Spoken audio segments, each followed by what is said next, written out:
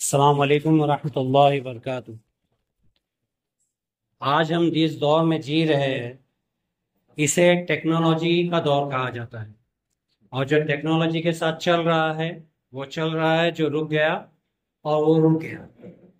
इसमें सबसे बड़ा और सबसे अहम जो किरदार अदा कर रहा है वो है मोबाइल। मोबाइल में भी इतनी तब्दीलियां आ रहे हैं कि हर 6 महीने में एक नया मोबाइल आता है और कोई नई खुसूसियात के साथ आता है। हमने जब मोबाइल इस्तेमाल शुरू करना किया था तब डिजिटल मोबाइल हुआ करता था। बीबीएल का एक कार्ड मिलता था, सिम कार्ड। एक कॉल करने का 1 मिनट का 8 रुपया रखता था, आउट गोइंग हो या इनकमिंग। आज जो दौर आया है ये डिजिटल है। इसमें हर चीज जो है एक लिमिट में आप पैसा दे दो, मिसाल के तौर पे 400 रुपया महीना दे दो, चाहे उतने कॉल कर लो 3 महीने के लिए, चाहे उतना वीडियो कॉल करो, चाहे उतना गेम खेलो, हर चीज करो, अपडेट हो रहा है। इसने जितनी खूबियां लाया है साथ में उतनी ही बुराइयां साथ लाया है। मोबाइल अपने आप में बुरा नहीं है। मोबाइल अपने आप में बुरा नहीं है, उसके इस्तेमाल पे है कि आप उसे कैसे इस्तेमाल करते हो। इसमें बहुत सारे खूबियां हैं। हमारे जमाने में हम बचपन में कहीं जाते थे तो हमारे माँ बाप हमको लेटर लिखा करते थे, उसे इनलैंड लेटर कहा जाता है। वहां पहुंचने के बाद वो लेटर लिखते थे, पोस्ट ऑफिस में डालते थे। 6-8 दिन बाद पता चलता था कि फला बंदा फला जगह सही सलामत पहुंच गया। 6-8 दिन बाद खाली ये खबर मिलती थी कि पहुंचा कि नहीं पहुंचा सलामती के साथ। आज का दौर ऐसा है कि घर से निकलने तक, पहुंचने तक आप वीडियो कॉल पर से देख सकते हो कि कहाँ पहुंचा, सीट पे बैठा है ट्रेन के या नहीं बैठा है, कौन से स्टेशन पे क्या खा रहा है। हर चीज आप लाइव देख सकते हो। इसमें खूबियां बहुत है। जैसे कि कम्युनिकेशन के लिए हो गया। आज एक शख्स एक दुनिया के कोने में है, दूसरा शख्स दूसरे दूसरे को दुनिया के कोने में है, तो उससे वो चाहे ऑडियो कॉल करे चाहे वीडियो कॉल कर ले। ये चीज आपको डिस्टेंस एजुकेशन के लिए काम आ रहा है कि कोई इंडिया में बैठ के अमेरिका की पढ़ाई कर रहा है, कोई अमेरिका में बैठ के इंडिया से पढ़ाई कर रहा है। डिस्टेंस एजुकेशन आम हो गया। ऑनलाइन कोर्सेज बहुत सारे आ गए जिसका सर्टिफिकेशन हर देश में कबूल है, जिसके जरिए उसके जॉब मिलता है। इमरजेंसी के लिए सबसे अच्छी चीज आज मोबाइल है। किसी का एक्सीडेंट हो जाए, कहीं चोरी हो जाए, कहीं कोई हादसा हो जाए, एक और कॉल लगा लो, पुलिस को बुला लो, डॉक्टर को बुला लो, एम्बुलेंस को बुला लो, अपने रिश्तेदार को बुला लो, या अपना हादसा जो है वो बता दो। इसमें बहुत सारी खूबियां हैं। मगर मगर इसी के साथ साथ इसमें बहुत सारी बुराइयां भी हैं। और अल्लाह माफ करे, हमारी इंसानियत ये ऐसी बनी है कि ये खूबियां कम इस्तेमाल करता है, खामियां ज्यादा इस्तेमाल कर रहा है। मसला ये हो गया कि टेक्नोलॉजी के साथ साथ हमारी जो सोच है वो भी जो है बदलते जा रही है। अब ये मोबाइल ने इंफरादी तौर पे तो छोड़ो, इसने इसकी बुराइयां जो है पर्सनल लेवल पे, फैमिली लेवल पे, पब्लिक लेवल पे, बिजनेस लेवल पे, एजुकेशन लेवल पे, मेडिकेशनल लेवल पे, हत्ता कि आपके मेंटल लेवल तक इसने असर छोड़ा है। आप मिसाल ले लो प्रेगनेंसी में ही। अब प्रेगनेंसी में इसके क्या बुरे असर होते हैं सुन लो, बहुत कम लोगों को ये मालूम है। मैं जानता हूं कि थोड़ी बहुत मालूमात आपको हो चुकी है कि इसकी क्या क्या बुराई है, जैसे कि कैंसर होना, कान का मसला होना, सर दर्द होना। मगर प्रेगनेंसी में भी इसका असर होता है। प्रेगनेंसी में बच्चों पे जो उसके असर आते हैं वो इस तरह है कि माँ के जो इमोशंस है वो बच्चों पे असर करते हैं। हमने हमें बुजुर्गों के कॉल और उनके वाकयात और उनके असलाफ के हमने जिंदगी देखी है कि माँ पेट से ही कई बच्चे हमारे कुरान हाफिज है, कोई आलिम आया, कोई वली आया। उसकी वजूहत अगर ढूंढो पे तो उसकी माँ के हालात। जो माँ नेक और सौले रहे उसके औलाद नेक और सौले रहे। जो माए कुरान हाफिज रहे या तिलावत वाले करने रहे उनके औलाद बाप पेट से ही हाफिज और कारी निकले हैं। तो बेशक ये हमारे से पहले से ही साबित है कि माँ के असरात अपने होने वाले बच्चे पे बहुत गिरते हैं, खास करके 4 महीने के बाद। ये अल्फाज सुन लो। 4 महीने की जब प्रेगनेंसी रहती है तो बच्चा माँ के पेट में अपने माँ के एहसासात को समझता है, उसको वो महसूस करता है। तो वो माँ जो प्रेगनेंसी में अपना हाल बुरा करती है या फिर एडिक्शन पे रहती है मोबाइल के, इल्ला माशाल्लाह उसका एडिक्शन उसके बच्चे पे भी जाता है। और जिस तरीके से वो डेवलप होता है वो मामला सुनो कि उसके डेवलपमेंट पे प्रॉब्लम आता है। देखा गया है कि जो माएँ हमल में या प्रेगनेंसी में ज्यादा मोबाइल इस्तेमाल करती है उसके रेडिएशन से उनके बच्चों की कमर छोटी आ रही है। मतलब उसके कमर से ही उसकी शुरुआत होती है। उनके हार्ट रेट ज्यादा रहते हैं बनिस्बत उन माओ के जो मोबाइल नहीं इस्तेमाल करती। आजकल अब ये चीजें देखोगे, मैं क्योंकि डॉक्टरी लाइन में इसलिए चीजों को बहुत देख रहा हूँ। कि हार्ट रेट नॉर्मली अभी जो रहती है बच्चों की 120 से 135-40 तक जाती है, मगर इन माओ में जो मोबाइल यूज करती है रेडिएशन की वजह से उन बच्चों की हार्ट रेट 200 तक क्रॉस कर जाती है, उनका टेम्परेचर बढ़ा हुआ रहता है। मिस कैरेजेस, अबॉर्शन बहुत कॉमन हो गए, बच्चों में मेंटल हेल्थ का प्रॉब्लम आ रहा है, उसका फोकस नहीं रहता, वो हाइपर या इनएक्टिव बनता है। जो माएँ प्रेगनेंसी में मोबाइल यूज करती है उनके बच्चों का जो हाल है इस तरीके से है कि उनका अबॉर्शन जल्दी हो रहा है, प्री मेच्योर डिलीवरी मतलब टाइम से पहले डिलीवरी हो रही है, उनका पानी सूख रहा है, बच्चे इनएक्टिव या ओवर एक्टिव आ रहे हैं। अब जो नौजवान बच्चे जो डेवलप होते हैं उनका हाल सुनो कि सबसे पहले जो है ये माएँ है, माफ करना मुझे माओ, मैं आपकी तरफ उंगली उठा के कह रहा हूं क्योंकि ये आप पे ही आ रहा है, ये माएँ हैं जो मोबाइल की आदत बच्चों को लगाती है। बच्चा रोया उसको खेलने के लिए मोबाइल, बच्चा खाना नहीं खा रहा है उसके हाथ में मोबाइल, बच्चा पढ़ाई नहीं कर रहा है मोबाइल की लालच, बच्चा सो नहीं रहा है मोबाइल की लालच, माँ को कुछ काम करना है उसको दूर रखना है मोबाइल दे दिया। खुद माएँ बच्चों को मोबाइल की आदत लगाती है और जब फिर बच्चा मोबाइल के लिए जिद करता है तो उसको मारती है।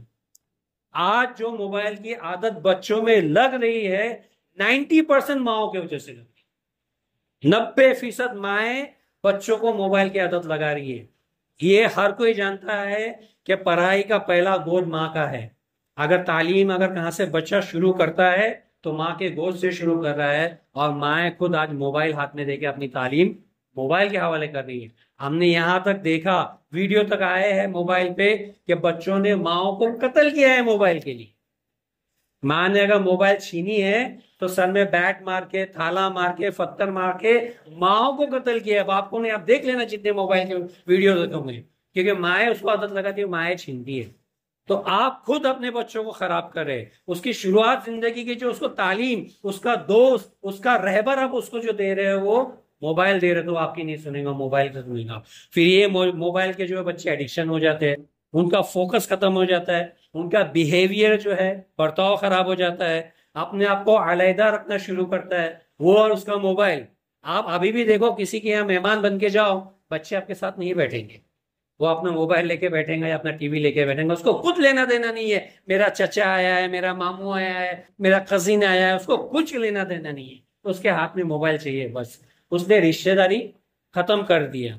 इसके अलावा उसमें इरिटेशन बहुत रहता है। इन बच्चों में आप देखोगे, छोटे छोटे बच्चों में आंख पे चश्मा दिखेगा। हमारे जमाने में तो छोटे बच्चे चश्मा नहीं पहनते थे, सिर दर्द की शिकायत नहीं करते थे।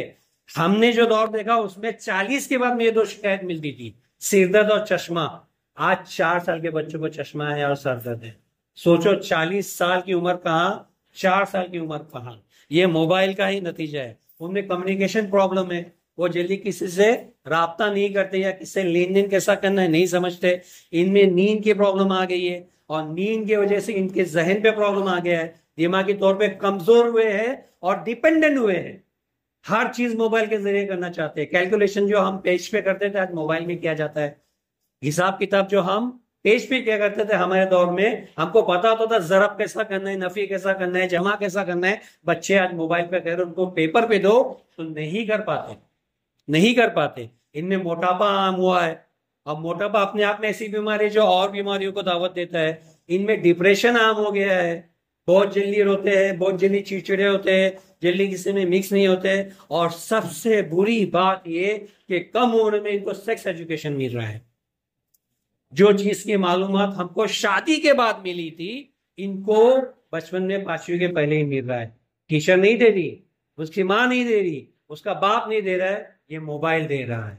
मेरे को तो एक वाक्य बहुत अच्छी तरह याद है। मेरे क्लिनिक में एक बच्ची ने बोली जो पहली बार माँ बन रही थी, सुनो मैं क्या बोल रहा हूँ, जो पहली बार माँ बन रही थी उसने बताई कि बच्चा पैदा होने से डिलीवरी होने तक उसकी छोटी बहन ने उसको बताया, जिसका शादी या मंगनी भी नहीं हुई थी। माँ बनने वाली बच्ची को नहीं मालूम कि बच्चा कैसा पैदा होता है। उसकी छोटी बहन जो स्कूल में पढ़ रही थी उसने बड़ी बहन को बताया, दीदी देखो मालूम बच्चा कैसा पैदा होता है, पेट में कैसा रहता है, डिलीवरी कैसी होती है। वो बोलती मुझे नहीं पता, मगर मेरी छोटी बहन को पता। तो जो बच्ची ये जानती है बच्चा कैसे शुरुआत से पैदा होता है, तो क्या आगे के मामला को नहीं जानती। तो बच्चों में ये ख्वाहिशात बढ़ रही है। ये जानने के बाद सबसे बुरी बात ये रही, नफसानी ख्वाहिशात बहुत बढ़ रही है। जवान जवान बच्चियां नफसानी ख्वाहिशात में मुब्तला हो चुकी है। और फिर यही बच्चियां अपने शोहर से कुछ एक्स्ट्रा चाहती है, और जवान बच्चों का ये हाल है कि वही चीज देख देख के उन्होंने अपने आप को खत्म कर दिया। उनके टॉयलेट बाथरूम बिस्तर गंदे हो रहे हैं, और जब काम करने का टाइम आता है शादी के बाद ये खाली रहते हैं। इस वजह से इनके ताल्लुकात भी खत्म हो रहे हैं। ये सब मोबाइल का नतीजा है, उसका गलत इस्तेमाल का नतीजा है। ऐसा नहीं कि जवान बच्चों में ये खराबी ला रहा है, ये जवान बच्चे जो आप काम करने वाले बच्चे जो काम से बेकार हो गए, उनका फोकस नहीं रहता काम पे, इसमें कंपटीशन बढ़ गया। जवान बच्चों में मोबाइल में भी कंपटीशन है। मैं अगर सैमसंग का यूज कर रहा हूं तो वो कौन सा एंड्रॉइड यूज कर रहा है, वो एंड्रॉइड यूज कर रहा है तो मैं एप्पल यूज कर रहा हूं, उसमें भी कंपटीशन है। और उसमें भी ऐसा से कंपनी का नतीजा आ रहा है, इंफीरियरिटी कॉम्प्लेक्स आ रही है कि मेरे बाप ने मेरे को छोटा मोबाइल दिया, वो वाला मोबाइल नहीं दिया, उसके पास वो वर्जन है, मेरे पास ये वर्जन नहीं है, वो उससे डिप्रेशन में जा रहा है। उसका मोबाइल मेरे मोबाइल से फास्ट है, ये देख के उसको ख्वाहिश हो रही है कि मेरा बाप मेरे को नहीं दे रहा है। बाप और बच्चों में नफरत हो रही है। इतनी बुराइयां आई है, और ये सब की बुनियाद जो डाली जा रही है बचपन में ही रह के डाली जा रही है। मैं तो उससे आगे बढ़कर कहूंगा, पेट में बच्चा आता है तब से उसमें ये खामियां डाली जा रही है। ये जवान बच्चियां जो प्रेग्नेंट हो रही है वहां से वो ये लत लगा रही है। इसका असर बरोबर ये हो रहा है कि इनमें लैक ऑफ फोकस है, ये अपने काम पे ध्यान नहीं दे पा रहे, डिस्ट्रैक्शन बहुत है, पढ़ाई नहीं कर पाते, थोड़ी पढ़ाई करते ज्यादा मोबाइल की तरफ जाते। सोशल स्टेटस का प्रॉब्लम आ गया कि मैं अगर कहीं जाऊंगा तो मेरे हाथ पे कौन सी घड़ी है और मेरे जेब में कौन सा मोबाइल है, ये देखा जाता है आज। उसके हिसाब से उसका स्टेटस जाना जाता है। अगर आईफोन लेके चल रहा है, हाँ ये अच्छे करके हैं। अगर सैमसंग है वो डिजिटल या वो मोनोलॉक लेके चल रहा है, यार गरीब दिखता है। ये हाल हुआ है। मोबाइल और घड़ी स्टेटस का मुकाम बन गए। उसके अलावा एक्सीडेंट भी अभी कॉमन हो गया है। ड्राइवर लोग बोलो या चलने वाले लोग मोबाइल में इतने मुब्तला है कि कई एक्सीडेंट इसकी वजह से हुए। हमारे पास या हमारे मोबाइल में भी हमने देखा होंगे कि माए मोबाइल के वजह से ट्रेन में, बस में, रिक्शा में अपने बच्चे छोड़ के निकल जाते हैं।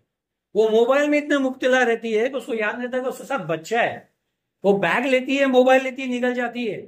ट्रेन में बच्चे छूटे, बसेस में बच्चे छूटे हैं, रिक्शाओं में बच्चे छूटे हैं। इतना डिस्ट्रैक्शन है, फोकस ही नहीं है कि हमारे साथ कौन है, क्या कर रहे हैं, हम क्या कर रहे हैं। उसके वजह से एक्सीडेंट भी हो रहे हैं।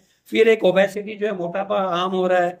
दूसरा जो है आमतौर पे अभी गले का या गर्दन का, जिसको हम स्पॉन्डिलोसिस कहते हैं, बहुत आम हो गई बीमारी यही वजह से। मोबाइल इतना इस्तेमाल किया जाता है, इतने गलत तरीके से इस्तेमाल किया जाता है कि spondylosis of neck, cervical spondylosis common हो गया है, जिसके वजह से बहुत सारे आगे की बीमारियां बढ़ती है।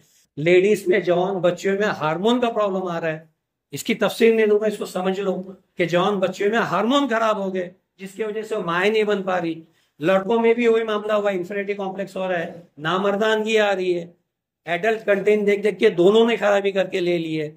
इसके अलावा जो इररिस्पॉन्सिबिलिटी जो आई है दोनों में, जवान लड़का और लड़कियों में अपनी सोशल रिस्पॉन्सिबिलिटी बहुत बढ़ गई है। वो कोई रिस्पॉन्सिबिलिटी लेना ही नहीं चाहते। उनको अपना सिर्फ पढ़ाई करनी है बहुत बहुत, और फिर मोबाइल में बैठना है, घर गुती काम नहीं करना है। चाहे लड़की हो चाहे लड़का, उनको घरेलू काम नहीं चाहिए। उनको बाजार नहीं जाना, इनको किचन में नहीं जाना। ये बोले ने पढ़ाई किया, अभी मैं थोड़ा खेलूंगी, वो उसको खेल चाहिए। इसके अलावा जो ज़ईफ है, ये मोबाइल ने उनको भी बिगाड़ दिया। ज़ईफे में भी अगर एक्सेसिव ये कर लेते हैं तो उनको एक उम्मीद जागती है जवानों को देख के या दूसरों के हालात देख के। बुढ़ापे में वो चाहता है मैं वो करतूते करूं जो दूसरे जवान कर रहे हैं। उसके अलावा इनमें ब्रेन ट्यूमर देखा जा रहा है, हार्ट के प्रॉब्लम देखा जा रहा है बुढ़ापे में ज्यादा मोबाइल इस्तेमाल करने से।